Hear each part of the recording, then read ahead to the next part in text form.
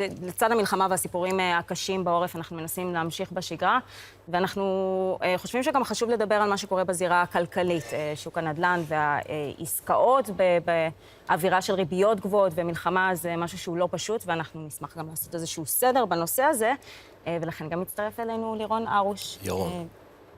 ירון ארוש, מומחה למשכנתאות. בואו נדבר קודם על ההשלכות של המלחמה על הכלכלה שלנו.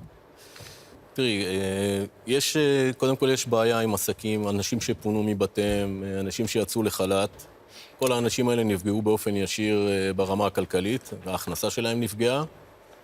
מנגד, אמנם זה קרה קצת באיחור, אבל יש מתווה של משרד האוצר, עזרה לעסקים, ולשמחתנו דבר טוב שיצא מהקורונה, שיש הרבה מקומות עבודה שהפכו להיות היברידים, אז יש אפשרות לעבוד מרחוק, אז גם אנשים שפונו, עדיין יכולים לשמור על מקור ההכנסה שלהם בצורה כזאת או אחרת.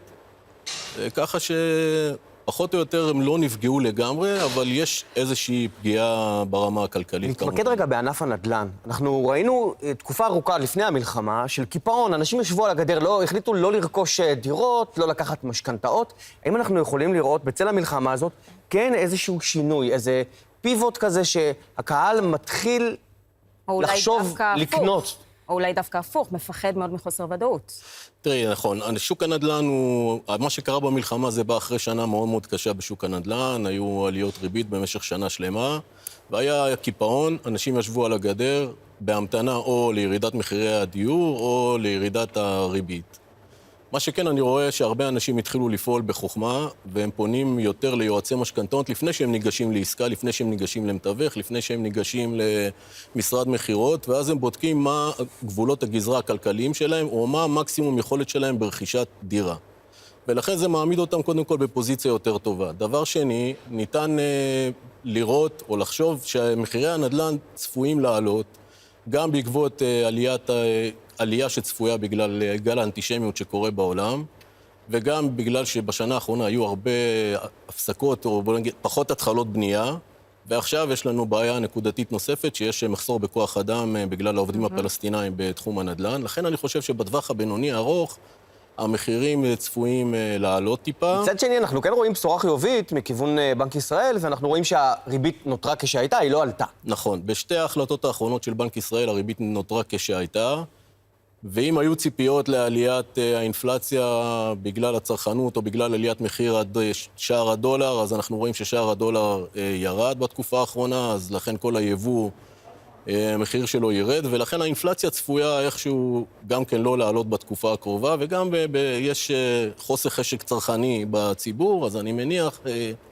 שהאינפלציה תשמור על רמתה או תרד ברמה מסוימת, ולכן יש סיכוי שאולי בהחלטת ריבית הבאה או זאת שאחריה, יש סיכוי גבוה שהריבית אכן תרד. לכן אני חושב שכדאי, או מי שיושב על הגדר ויש לו את האמצעים, כדאי לו כן לשקול להיכנס לעסקה, כמובן תחת תכנון מתאים, והתייעצות עם יועץ משכנתאות חשוב. התייעצות עם יועצי משכנתאות, בוודאי. שאולי זאת בעצם הזדמנות. בוודאי, אני חושב שיש הזדמנות. כרגע יש הרבה הזדמנויות, יש הרבה קבלנים שנותנים מבצעים. אני יודע שאתה מסתובב הרבה באשקלון ובאשדוד. נכון. קבלנים שם מתחשבים במצב, זאת אומרת, יש איזה רצון, במרכאות, להיפטר מהנכס שאותו הוא מחזיק, והקלות לטובת הרוכשים? בוודאי, יש הרבה מבצעי מחירות של תשלומים של 10, 15, 20% עכשיו, והיתרה במפתח ללא הצמדה למדד תשומות הבנייה, שזה דבר מאוד מאוד משמעותי לזוג צעיר שרוכש דירה, כשאתה לא מתחייב עכשיו, אתה לא צריך לשלם במקביל גם משכנתה וגם שכירות, ובהתחשב בעובדה שאמרנו שיש סיכוי שמחירי הדירות יעלו, אז אני חושב שזאת הזדמנות שכדאי מאוד לשקול אותה בתקופה הקרובה, לרכישת נדל"ן, למי שיש לו יכולת ויושב על הגדר, שהוא עדיין מתלבט. ומצד שני, אנחנו באמת מדברים על הדרום. כמו שאמרת, הרבה קבלנים נקלעים לקשיים, כי אין להם איך להמשיך את הבנייה. יש הרבה זוגות צעירים שמחויבים למשכנתאות. איך הם מתמודדים? איזה אפשרויות יש? יש את החלק הקרוב, מה שנקרא עד 7 קילומטר, אז יש התחשבות של הבנקים.